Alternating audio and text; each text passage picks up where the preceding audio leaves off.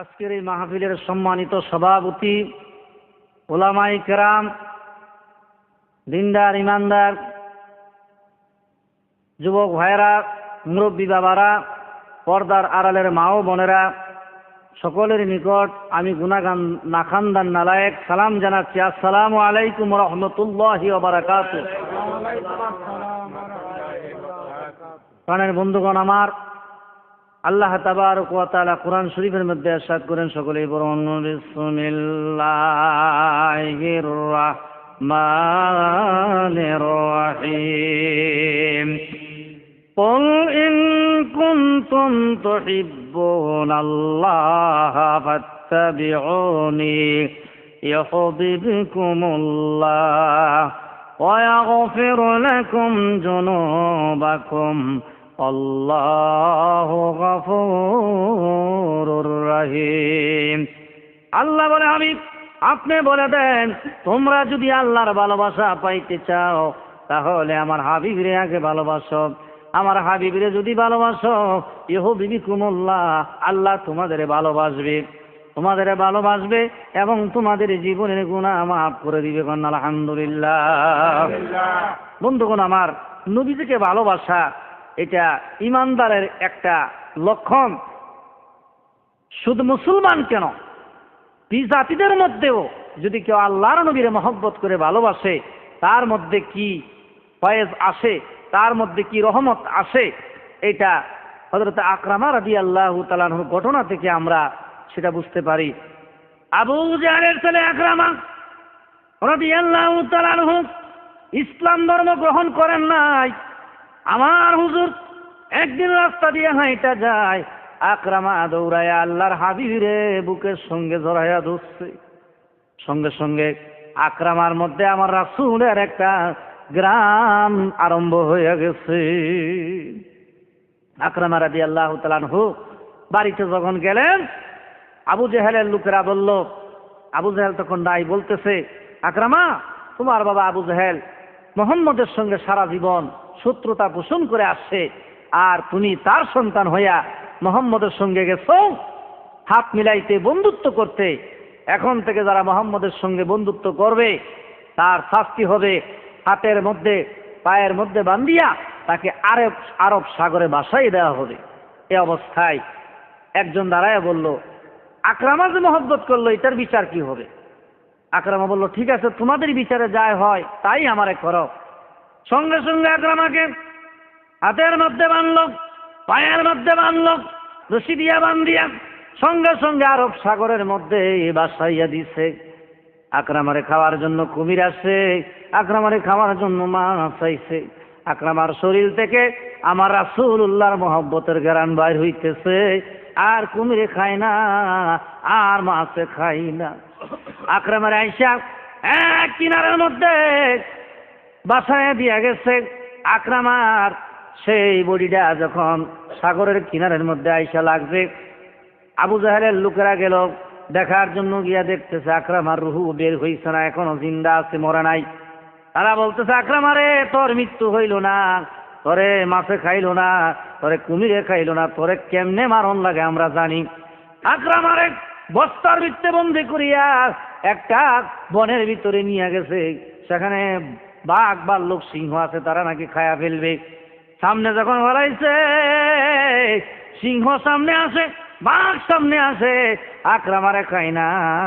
তারা সঙ্গে সঙ্গে আকরামা শরীর থেকে একটা রাসূলুল্লাহর মহব্বতের ঘ্রাণ শুনতে পায়। সঙ্গে সঙ্গে তাদের নাকের মধ্যে ঘ্রাণটা লাগতেছে, তারা সেখান থেকে চলে যায়। আরেকজন সেই বাঘ আসিয়া আকরামার সেই বস্তার মুঠির ভান কেটে দিয়েছে, আকরামার পায়ের বান কেটে দিয়েছে, আকরামার হাতের বান কেটে দিয়েছে। আকরামা রাদিয়াল্লাহু তাআলা আনহু এখন চিন্তা করে, আমারে মাছে খাইলো না, আমারে কুমিরে খাইলো না, বনের সিংহ খাইলো না, বাঘে খাইলো না, আমি তো ইসলাম ধর্ম গ্রহণ করছি না, আমি যাররা পরিমাণ মহব্বত রাসূলকে করছিলাম, যদি পুরাপুরি মহব্বত করি রে, আমার মনে হয় আমার বিরাট উপকার হবে। আমি যদি রাসূলকে পুরাপুরি মহব্বত করি, আমার জীবন ধন্য হয়ে যাবে।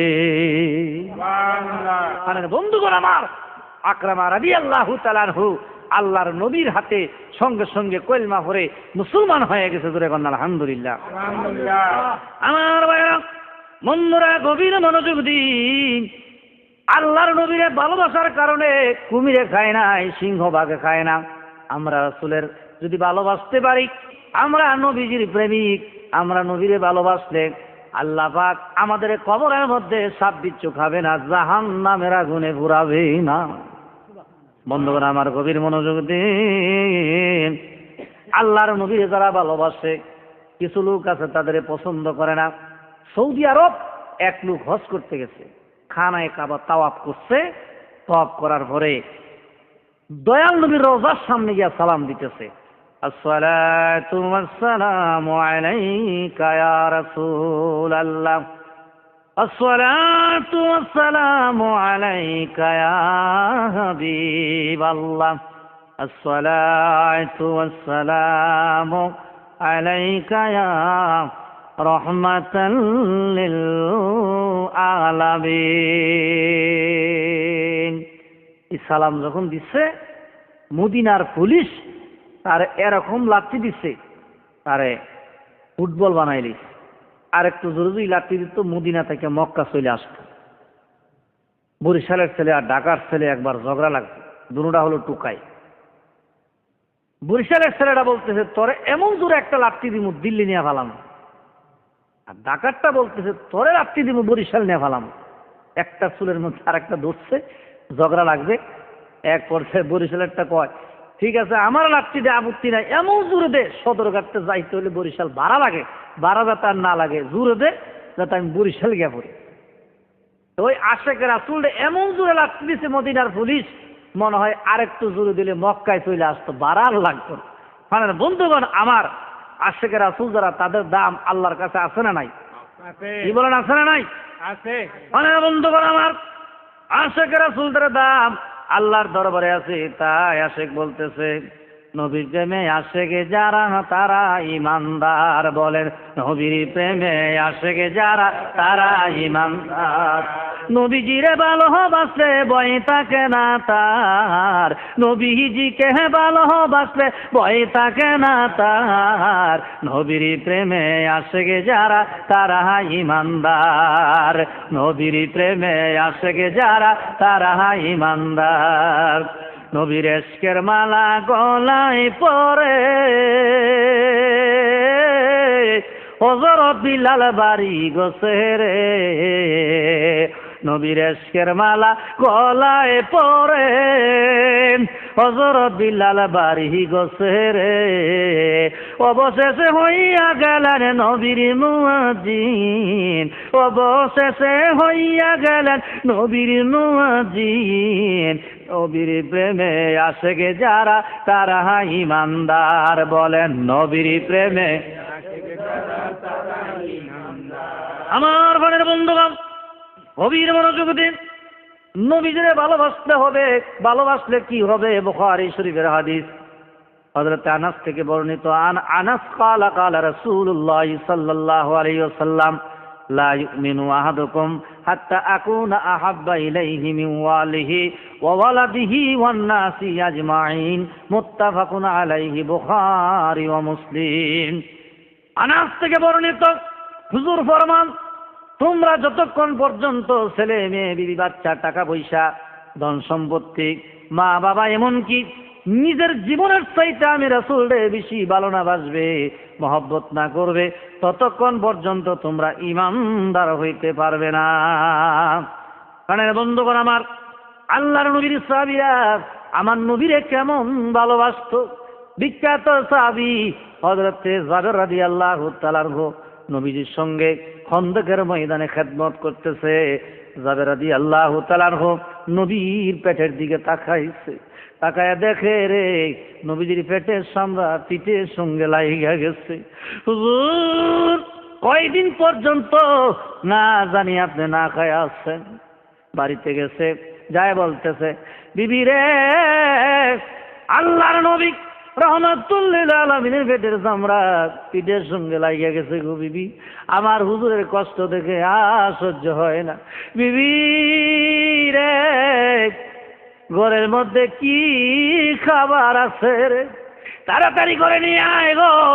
বিবি বলে, স্বামী গো, ঘরের ভিতরে আল্লাহ রাসূল ছাড়া কোনো খাবার নাই, আল্লাহ রাসূল ব্যতীত কোনো কিছু নাই, অর্থাৎ কোনো খাওয়ান নাই। আর আমরার বিবিরা হইলে কি করতো? আমরার বিবিরা মিছিল করে। এমনও বিবি আছে এই বাংলাদেশে, বাংলা ঘরে থাকবো না, স্বামীর কথা মানবো না, ফারা কাপড় কিনবো না, ধরে নাউজুবিল্লাহ। জাবের রাদিয়াল্লাহু তাআলা আনহু দৌড়াই গিয়া বকরির বাচ্চা জবাই করছে। এই বকরির বাচ্চা যখন জবাই করছে, আল্লাহর নবীর দাওয়াত দিতে গেছে। এই দিক দিয়া জাবের রাদিয়াল্লাহু তাআলা আনহুর দুইটা ছেলে ছিল। এক ভাই আর এক ভাইরে জিগা, বাইরে কেমনে রে বাবা রাসূলের জন্য বকরি জবাই করছে? সেই ভাই কো, আমি তো কাছে ছিলাম না। তাহলে একটা কাজ কর, কেমনে জবাই করছে আমারে গলার মধ্যে ছুরি দিয়া জবাই কইরা দেখাইয়া দে। এক ভাই আরেক ভাইরে ভিক্টিক্যালে জবাই কইরা দেখাইয়া দিছে।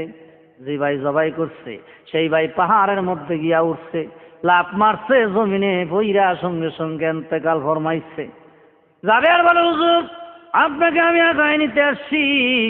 আল্লাহর নবী কো, যাবে।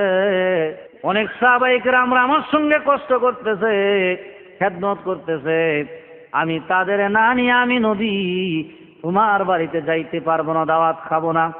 জাবের কো, হুজুর ছোট্ট একটা বকরির বাচ্চা জবাই করছি, এতগুলি মানুষ খাওয়ানো এই বাচ্চা দিয়া সম্ভব না। আল্লাহর নবী বলে, রিজিকের মালিক হইল আল্লাহ, আর আমি রাসূল রিজিক বন্টন করে। হাদিস শরীফের মধ্যে আসছে, আনা কাসিমুন, হুজুর ফরমান আমি বন্টন করি, আল্লাহু ইউতি, আল্লাহ পাক আমার হাতে দেয়। সুবহানাল্লাহ না? বন্ধুগণ আমার, রিজিকের মালিক আল্লাহ। রিজিক কোনো সরকার দিতে পারে না, রিজিক কোনো গভর্নমেন্ট দিতে পারে না, রিজিক আল্লাহ তাআলা দেয়। জোরে বলেন আলহামদুলিল্লাহ। আয়াতের মালিক যে আল্লাহ, রিজিকের মালিক সেই আল্লাহ, মৌতের মালিক যে আল্লাহ, ইজ্জতের মালিক সেই আল্লাহ, বেইজ্জতির মালিক সেই আল্লাহ। আল্লাহ কোরআন শরীফের মধ্যে বলেন, বিসমিল্লাহির রহমানির রহিম, ওয়াতুইজ্জু মান তাশা ওয়াতুযিল্লু মান তাশা বিয়াদিকাল খায়র ইন্নাকা আলা কুল্লি শাইইন কাদির। ইজ্জতের মালিক হইলাম আমি আল্লাহ, বেইজ্জতির মালিক আমি আল্লাহ। আমি যারা ইজ্জত দেই দুনিয়ার মানুষ তারে বেইজ্জতি করতে পারে না, আমি যারা বেইজ্জতি করি রে দুনিয়ার মানুষ তারে ইজ্জত দিতে পারে না। কোন আলহামদুলিল্লাহ। জাবের কো, হুজুর চলেন গো। আল্লাহর নবী যখন সাহাবায়ে কেরামকে নিয়া জাবের রাদিয়াল্লাহু তাআলা আনহুর বাড়িতে গেলেন, এমন সময় আল্লাহ পাক জানাই দিছে, হাবিব রে, জাবেরের দুইটা সন্তান আপনার প্রেমে পড়ে শহীদ হয়ে গেছে। হুজুর এই দুই সন্তান না লইয়া আপনি মুখের মধ্যে খানা দিবেন না। হুজুর ডাক দিয়া বলে, জাবের তোমার সন্তান দুইটা কোথায়? জাবের বলে, হুজুর তারা বাচ্চা মানুষ খেলাধুলা করতেছে, আপনি খান, তারা পরে খাবে। এ ভাইয়ের আমার, হুজুর ডাক দিয়া বলে, জাবেরের স্ত্রী কোথায় গো? দৌড়ায় সামনে আসো, তোমার দুই সন্তান কোথায়? জাবেরের স্ত্রী বলে, হুজুর এরা বাচ্চা মানুষ, পরে খাবে, আপনি খান। হুজুর বলে, না না, এদের না লইয়া আমি খানার মধ্যে মুখ দিব না। আমার হুজুরকে আল্লাহ পাক জানাই দিছে এই ঘটনা। আল্লাহ পাকের হাবিব বলে, জাবেরের স্ত্রী সত্য কথা গোপন করো না, তোমার বাড়ির মধ্যে কি ঘটছে তুমি খুইলা বলো। না বললেও আল্লাহ পাক কিন্তু আমার জানাইয়া দিছে তোমার দুই সন্তানের খবর কি। সঙ্গে সঙ্গে আল্লাহর নবীর কদমের সামনে বইরা কো, হুজুর এক ভাই আর এক ভাইরে জবাই করে দিস, আরেক ভাই পাহাড়ের মধ্যে উঠছে, লাফ মাইরে জমিনের মধ্যে পইরা মারা গেছে। হুজুর এই ঘটনা যদি আপনি জানেন গো, রাহমাতুল লিল আলামিন, আমার বাড়িতে আপনি দাওয়াত খাইতে আসবেন না, তাশরিফ নিবেন না। এই জন্য এই দুইটা বাচ্চারে কাফনের কাপড় দিয়া ডাইগা রাখছে। আল্লাহ পাকের হাবিব সামনে গেলেন, গিয়া বললেন, কুম বিজনিল্লাহ, তোমরা দুই ভাই জিন্দা হয়ে যাও। সঙ্গে সঙ্গে দুই ভাই জিন্দা হইয়া আমার নবীর সালাম জানায়া দিছে। বন্ধুগণ আমার, আল্লাহ পাকের হাবিবের সালাম জানাই দিছে। নবীজি বললেন, জাবের খানার প্লেট নিয়ে আসো, তরকারি কোথায়, ভাত কোথায়, নিয়ে আসো। আল্লাহর নবী একটু থুতু মুবারক বাতের ভিতরে ফেলে দিচ্ছে, বাতের বরকত বাইরে গেছে। তরকারির ভিতরে ফেলেছেন, সঙ্গে সঙ্গে তরকারির বরকত বেড়ে গেছে।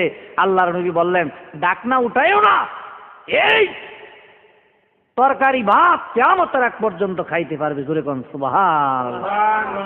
নবীজির হাতের বরকত আছে না নাই? নবীজির সব জায়গায় নবীজির বরকত, নবীজির কদম মুবারকের বরকত, নবীজির হাতের বরকত। এ ভাইরা বন্ধুরা আমার, গভীর মনোযোগ দিন। আল্লাহর নবীর সাহাবীরা যারা দেখছে তারা চিনছে, আর যারা চিনছে তারা কিনছে। হুজুরের এক সাহাবী ওয়াক্কাস রাদিয়াল্লাহু তাআলা আনহু আমার নবীজির সামনে বসা, নবীর মজলিসে বসা। হুজুর ডাক দেয়া বলে, সাহাবীরা রে, আল্লাহ কখন কারে ডাক দেয় কেউ বলতে পারে না। যেদিন ডাক দিবারে চলে যাব, তবে যাওয়ার আগে তোমাদের যদি কোনো দাবি দাওয়া থাকতে পারে বলতে পারো। কোন সাহাবায়ে কেরাম কিচ্ছু কথা বলে না। এ ভাইরা, একজন সাহাবী ওয়াক্কাস রাদিয়াল্লাহু তাআলা আনহু তিনি বলতে, হুজুর গো, আমার দাবি আছে আপনার উপর। ওমর ধমক দিয়া বললেন, ওয়াক্কাস রে, রাসূলের উপর আবার কিসের দাবি? রাসূলের উপর কোনো দাবি নাই। আল্লাহ পাকের হাবিব বলে না, ওমর তুমি কথা বলিও না, ওয়াক্কাসের কি দাবি সে বলুক।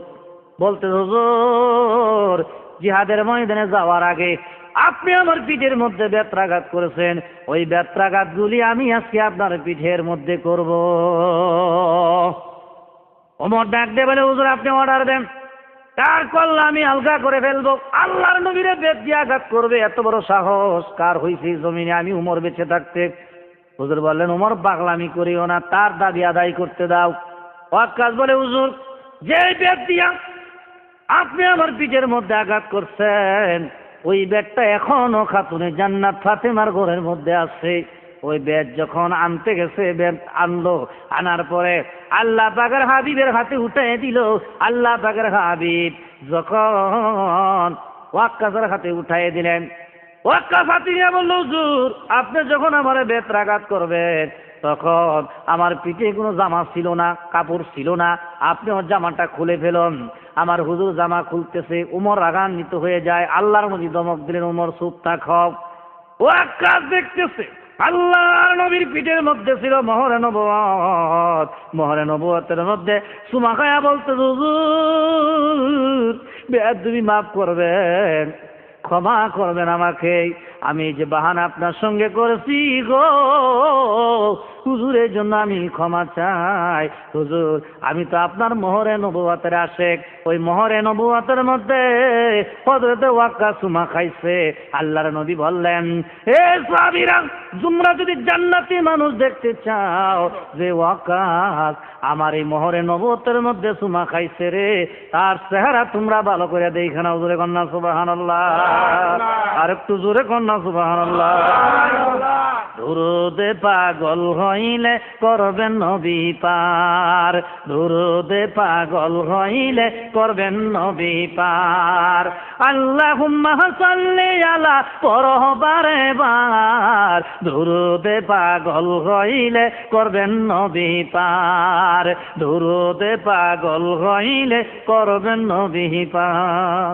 এ ভাইরা আমার, কবির মনোযোগ দিন। আল্লাহর নবী রাহমাতুল লিল আলামিনকে কাফেররা কম পরীক্ষা নিরীক্ষা করেন নাই। বন্ধুগণ আমার, ইয়ামেনের বাদশা হিশাম ইবনে মালিক নবীজির দাওয়াত দিচ্ছে, দুইটা চেয়ার তৈরি করছে। একটা চেয়ার হলো স্বর্ণের চেয়ার, আরেকটা চেয়ার হলো রূপার চেয়ার। স্বর্ণের চেয়ারে আবু জাহেলকে বসাবে, রূপার চেয়ারে বাদশা হিশাম ইবনে মালিক বসবে। এই চিন্তা ভাবনা করছে।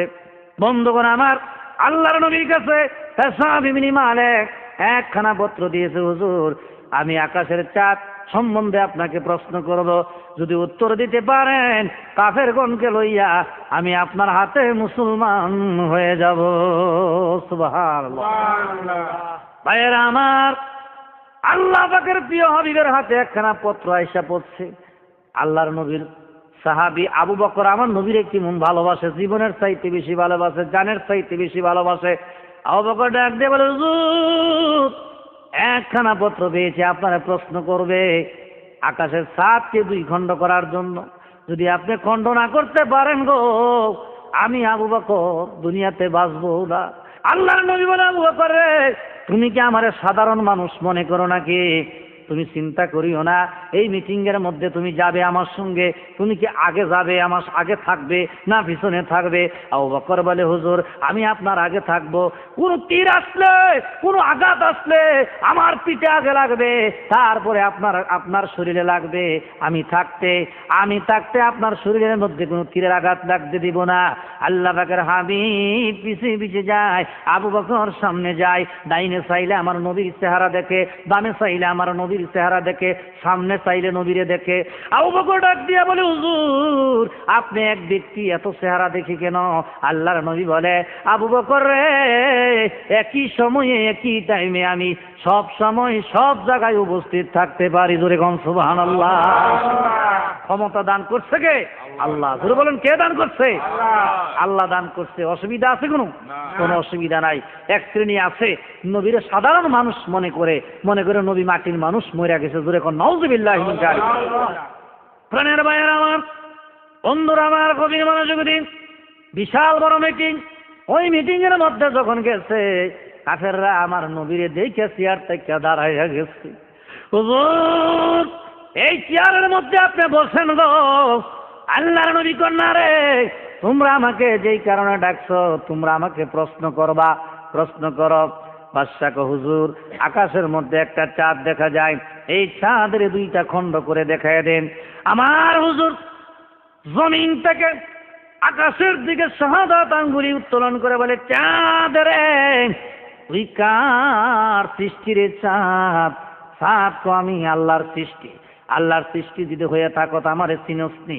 আপনি হলেন আল্লাহর রাসূল। আমি যদি আল্লাহর রাসূল হয়ে থাকি, কাফেরদের সামনে আমার বেয়াদবি করিস না রে। আমি রাসূলের শাহাদাত আঙ্গুলের ইশারায় দুইটা খণ্ড হয়ে আমার সামনে চইলাম। সুবহানাল্লাহ। বন্ধুগণ আমার, গভীর মনোযোগ দিন, অন্তরের কান লাগান। চাঁদ দুই খণ্ড হয়ে গেছে, তার সামনে আইসা কাঁপতেছে। কাফেররা, হুজুর আমরা তো দুনিয়ার রাজা বাদশাহ, আমাদের সাথে ভয় পায় না, আপনারা ভয় পাবে ব্যাপার কি? তো তোমরা জিজ্ঞাসা করো চাঁদরে।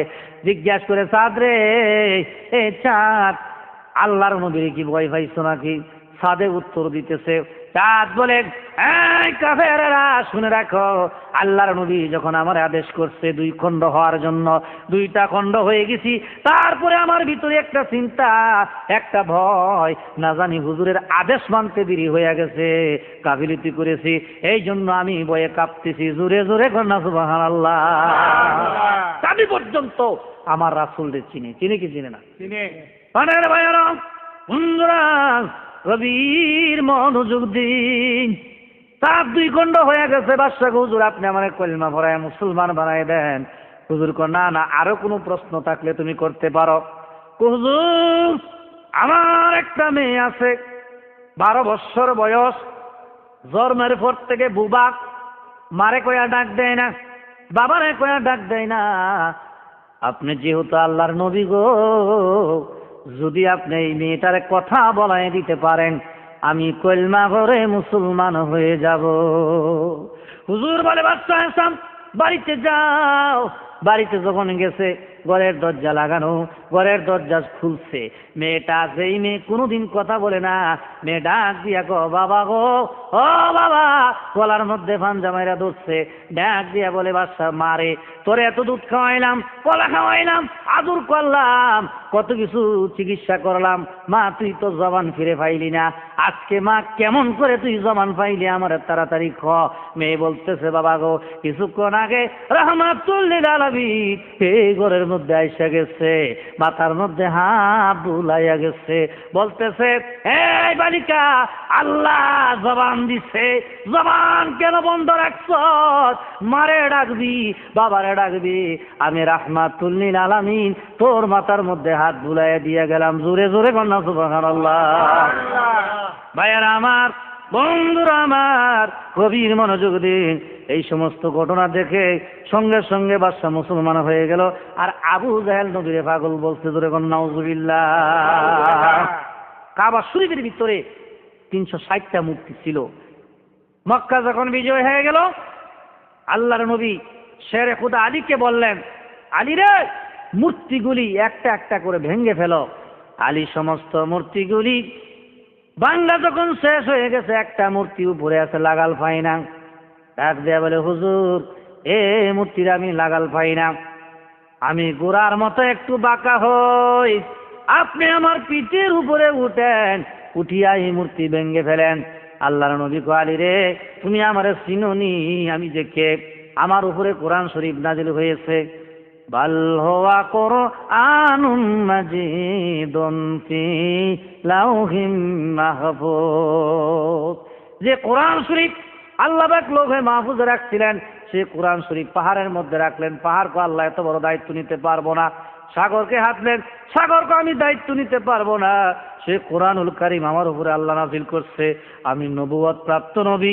আমি যদি তোমার পিঠের উপরে পাড়া দেই রে আলী, তুমি মনে করছো তোমার শক্তি বেশি, আমার আলগায় রাখবা পারবা না, তুমি আলী ফাত্তালের নিচে সইলা যাবে।